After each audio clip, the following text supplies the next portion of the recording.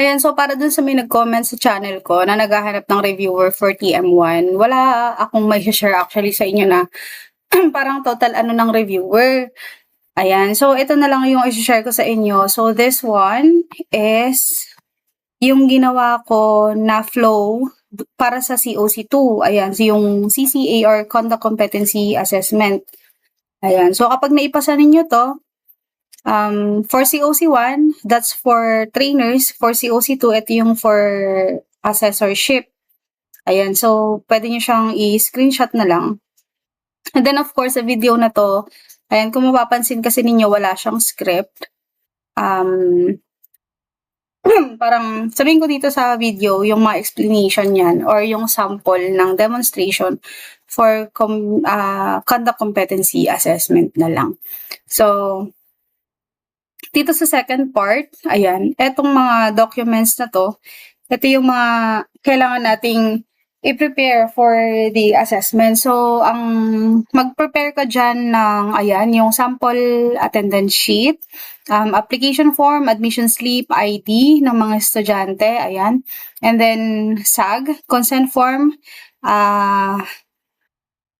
CARS, ayan. So, yan yung mga sample, yung mga forms na kailangan mong i-prepare kasi yun yung ipe-present mo during the national assessment. So, kung makikita ninyo dito may mga explain na nakalagay. So, ito yung mga forms na dapat natin i-explain sa mga candidates natin during the assessment. So, since wala kayo nakikita na script dito, dahil hindi po talaga ako gumawa ng script, ayan, ipinaliwanag ko lang yung mga importance nitong mga forms na to. In actual, try ko sa inyong i-demonstrate or i-explain kung paano yung sample na pwede ninyong gawin sa may mismong assessment or pag nag-demo kayo for COC2. So let's start. With the introduction na. So, tuloy-tuloy na tayo dito. No, medyo, itong, ano ko na to, itong tag dito, mga sasabihin ko, pwede nyo siyang isulat or pwede ninyong pakinggan yung video na to para ma-familiarize kayo and tanggalin nyo na lang yung mga adlibs. Okay? So, let's start. Good morning, everyone. I have already checked the tools, equipments, and materials that we are going to use and everything is complete and in good condition. By the way, my name is Adeline Tibigar and I have been appointed by TESDA to be your competency assessor in shielded metal arc welding, NC2. So before we start, I would like to acknowledge the presence of our AC manager. Ayan, so dito sabihin natin yung mga pangalan nila. And good morning, ma'am. Our processing officer. Good morning, ma'am. And of course, our TESDA representative. Good morning, ma'am. Good morning, sir. So everybody, you don't have to worry because they will not assess you. They're only here to oversee if the conduct of the assessment is in accordance with the procedure and methodologies of the assessment. So ngayon, itatanong ko sa inyo kung anong language ang gusto ninyong gamitan natin. So okay lang po ba sa inyo ang Tagalog or English? Okay, so Taglish. Okay. So today, we are conducting the competency assessment in shielded metal arc welding NC2 and today is June 25, 2026. Ayan, tama po ba? Lahat po kayo ay magti-take ng assessment for shielded metal arc welding NC2? Okay, so itatanong ko sa inyo, ano ba yung reason ninyo kung bakit kayo kumuha or bakit gusto ninyo magkaroon ng NC2? Okay, so para makapagtrabaho abroad or for local employment. Okay. So, ang importance po ng ating national certificate, ito po yung isang magpapatunay na tayo po ay nag-undergo ng tamang proseso ng assessment, no? Kaya po tayo ay nagkaroon ng national certificate para maging isang certified na welder. So, ang ating national certificate, pwede po natin itong gamitin sa pag-a-apply natin ng trabaho local and abroad. Hindi lang po sa pag-a-apply ng trabaho natin siya pwedeng gamitin, pwede rin po natin siyang gamitin na additional documentation kung meron po tayong balak mag-enroll po sa mga, yung kagaya po ng mga iba sa inyo na nag-enroll po or kumukuha po ng NC na kung balak po nilang magsundalo, ganyan, kailangan po nila ng additional national certificates, 'di ba? Nare-require po 'yon.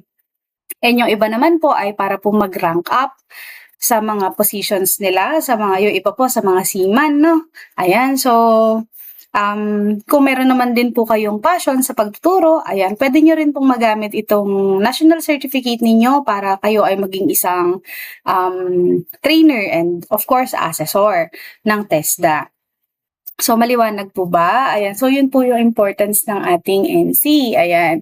Again, ang ating pong NC ay nagpapatunay po na tayo po ay nag-undergo ng assessment at napatunayan po natin na kaya po natin i-perform yung ating pong competency. Okay? So, wala na po ba kayong ibang tanong dito? Okay? So, during your training, ang tawag po sa inyo ay trainees. So, ilang araw yung inyong training? Ayan, 34 days. So, kayo ay, ayan, scholar. So, again, during your training, ang tawag sa inyo ay trainees. At ngayon namang araw na ito, ang tawag naman sa inyo ay candidates. Okay? Now, kapag kayo ay nakapasa sa assessment natin ngayong araw na ito, kayo naman ay magiging isang certified na welder na at ready na kayong sumabak ng trabaho sa ating industry. Okay, so meron pa po ba kayong mga tanong or naintindihan niyo po ba? Okay, so now let's proceed with your attendance. So ibibigay ko sa inyo isang kopya ng attendance ninyo and mangyari lamang po na pakicheck po ang mga spelling po ng inyong pangalan. So, importante po na ma-check po ninyo ang inyong pangalan dito sa ating attendance, no? Dahil kung ano po yung nakalagay po na spelling po ng pangalan ninyo dito sa ating attendance, yun po ang magre-reflect sa ating national certificate.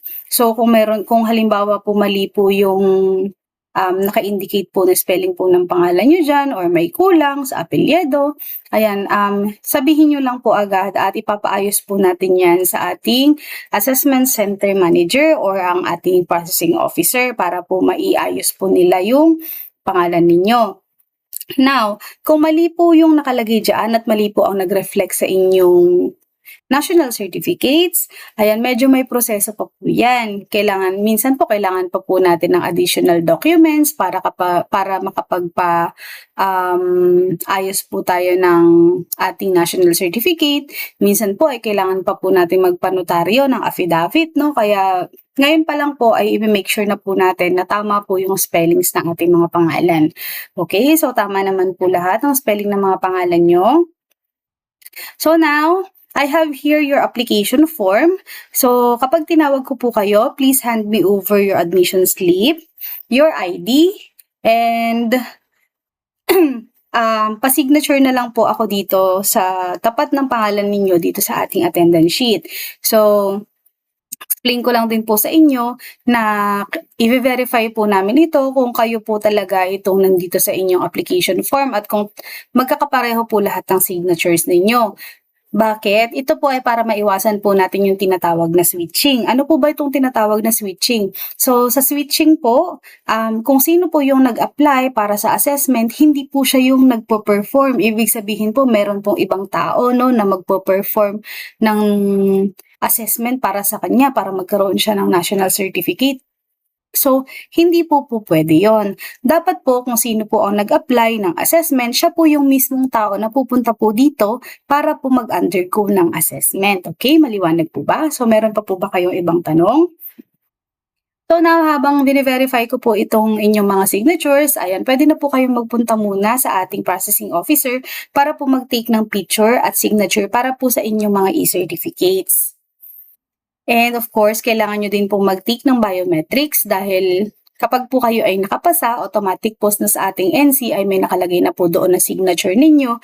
And of course, meron na din po siyang picture. Okay, tapos na po kayo sa picture taking. Okay. Now, let's proceed with your SAG. Ayun, so I have here your SAG or self-assessment guide. Itong self-assessment guide, as I can see, lahat naman po ay chinek nyo sa yes column. So, ibig sabihin po niyan, lahat po na nakasulat dito ay kaya nyo pong i-perform. So, kapag po merong isang naka-X dito, ibig sabihin po ninyo dapat po or kailangan nyo pong bumalik muna sa training at mag-practice. And kapag ready na po kayo at kaya nyo na pong i-perform lahat po ng nakasulat dito at kaya nyo na pong mag-guess sa lahat ng columns na to, pwede na po ulit magpa-assessment. So, dito naman, na-check ko naman sa inyong mga self-assessment guides na forms, lahat naman po kayo ay ready na for assessment. Tama po ba? Okay, so meron pa po ba kayong question? Okay, wala na, malinaw po. So, I also have here the consent form. So, in this consent form, ang nakalagay po dito, as you can see po, dito sa assessment center natin, meron tayong mga nakakabit na CCTV. Ayan, so ito pong assessment procedures natin na gagawin ngayong araw na to ay nakukuhanan po at magkakaroon po siya ng CCTV footage. So, wag po kayong mag-alala dahil confidential po ang ating assessment ngayong araw na to. So, ang may access lamang po sa ating CCTV ay ang assessment center, ang provincial office ng TESDA, regional office ng TESDA, ang central office ng TESDA, and other auditing, yung mga auditors po no ng TESDA, sila po ang mga merong access po or magkakaroon po ng access sa ating mga CCTV. So, wag po kayong mag-alala dahil ito po ay para po sa safety at of course, para po sa credibility po ng ating assessment. So, tapos na po ba nating signaturean or pirmahan po ang ating consent form? Okay, so may tanong pa po kayo? Okay. So, next, we have here your grading method. So, kayo po ay i-grade ko based on your knowledge, skills, and attitude. So, for the knowledge, dito po yung ating written examination and oral questioning. So, magkasama po yan sa knowledge natin, no? Okay? So, ito po ay may 30%. So, ang next one naman po natin is yung ating skills, which is ang demonstration. Ito na po yung magwe-welding kayo mamaya ng pipe. So, dito naman po, ang percentage nito ay 30% pa rin. So, ang last but not the least is your attitude. So, ang attitude po natin ay may 40%. So, papatanong kayo, bakit pinakamataas ang percentage ng attitude? So, kami po ay naniniwala na ang knowledge at skills ay over time kapag na-practice po natin yan or ginagawa natin yan palagi sa trabaho or sa pang-araw-araw na gawain natin, ang atin pong knowledge at skills ay nadadagdagan. Nade-develop po natin yan over time. Pero ang attitude po, ngayong assessment pa lang natin, kung hindi po natin maiaayos ang attitude natin mula ngayong araw na to at sa mga susunod pa, ibig sabihin po natin yan ay hindi po tayo makakapagtrabaho ng maayos. So ngayon pa lang po, dapat maayos po natin ang tatlo na yan. Okay? Again, ang knowledge, skills, and of course, ang attitude. So meron pa po ba kayong tanong? Okay, wala na. So now, let's proceed with the do's and don'ts. So, dito po sa ating assessment, kapag po nag-start na po yung ating assessment proper mamaya, pag nag-start na po tayo written examination and of course demonstration, ayan, wala na pong lalabas ng classroom. So, hindi po kayo pwedeng lumabas-labas. So, mamaya po, bibigyan ko po kayo ng time para po makapag-CR before po tayo mag-start ng ating written examination. And then, hanggat hindi po natatapos itong ating assessment ay hindi rin po kayo agad-agad pwedeng umuwi. Okay? So, hihintayin po natin yung, of course, permission ko as an assessor, and kung wala na po tayong dapat i-complete na mga documents after po ng inyong assessment ay saka pa lang po kayo pwedeng umuwi. And kasama po sa mga don'ts natin ay hindi po kayo pwedeng kumain, no, habang habang nag-a-assessment tayo mamaya. Okay? So, ngayon po, sa ating written examination, ang gagamitin lang po natin na ballpen ay kulay black na ballpen. And during our demo naman po mamaya, ayan, wag na wag po ninyong kakalimutan ang magsuot po ng inyong mga PPEs. So, sino po dito sa inyo ang mga merong sakit o may nararamdaman, masakit ang ulo, masakit ang tiyan? Ayan, so wala naman po. So just in case po na meron pong halimbawa po meron pong may high blood sa inyo or masakit ang tiyan, masakit ang ulo, ayan bibigyan ko po kayo ng konting time para mag-adjust 'no. Puwede po kayong uminom ng gamot, konting pahinga, and then kapag ready na po kayo, puwede na po tayong sumalang sa ating demonstration. So yun po yung tinatawag natin na reasonable allowable adjustment. Now meron po ba dito sa inyo ang Muslim? Okay. Ayan, so wala naman. So just in case po na meron pong Muslim sa inyo, wag na wag po kayong mahihiyang magsabi because kami naman po dito ay naiintindihan naman po namin and nare-respeto po natin yung religion din po ng bawat isa. So just in case po na meron pong Muslim sa inyo, alam naman po namin na meron kayong certain time of the day na kailangan niyo pong magdasal. So meron naman po tayong extra room dyan or maibibigay po namin sa inyo yung konting time para po makapag-alay po kayo ng prayer kung kinakailangan. So, yun po ay part po ng ating reasonable allowable adjustment. Okay, so meron po bang tanong? Ayan, wala naman. Okay. So, we have here your CARS. So, itong CARS, ano nga ba itong CARS? Ito yung Competency Assessment Result Summary. So, dati po ang CARS kasi ay ibinibigay no, sa mga students and then sila po ang kukuha ng kanilang national certificate sa provincial office. Pero ngayon po, ang inyong NC or National Certificate kung sakasakali po kayo ay papasa dahil po ang grading po natin sa assessment natin ngayon, either kayo po ay competent kapag pasado or not yet competent kapag hindi pa ready. So kapag kayo po ay competent, meron po kayo marireceive na e-certificate sa inyong mga registered email address na inilagay nyo po kanina nung nag-take po kayo ng mga biometrics. Okay? So, ano po ba ang password noon? Paano nyo po siya mabubuksan? So, ang password po ng inyong mga e-certificates ay ang inyong birthday at ang first capital letter ng inyong last name. For example, ang birthday mo ay January 1, 1991 at ang apelyido mo ay Cruz. So, ang password mo ay 01011991 capital letter C at wala po yung space. So, ganun nyo lang po kadali mabubuksan ng inyong e-certificate. Now, just in case po, hindi po kayo naging happy sa resulta ng ating assessment at kayo po ay naging not yet competent. So, kapag po sinabi natin na not yet competent, hindi naman po ibig sabihin nun ay wala na po kayong pagkakataon na mag-improve pa. Ang ibig lang sabihin po natin, kapag kayo po ay na NYC, hindi po natin na-reach yung parang expected po na result ng assessment na percentage po at resulta po na dapat po kayo ay papasa. So kapag po kayo ay na NYC, ang gagawin nyo po ay mag-practice lang po kayo ng mag-practice hanggang sa maging ready na po kayo sa susunod po ninyong assessment. So just in case po na hindi po kayo naging masaya sa NYC na resulta, ayan, pwede po kayong mag-appeal.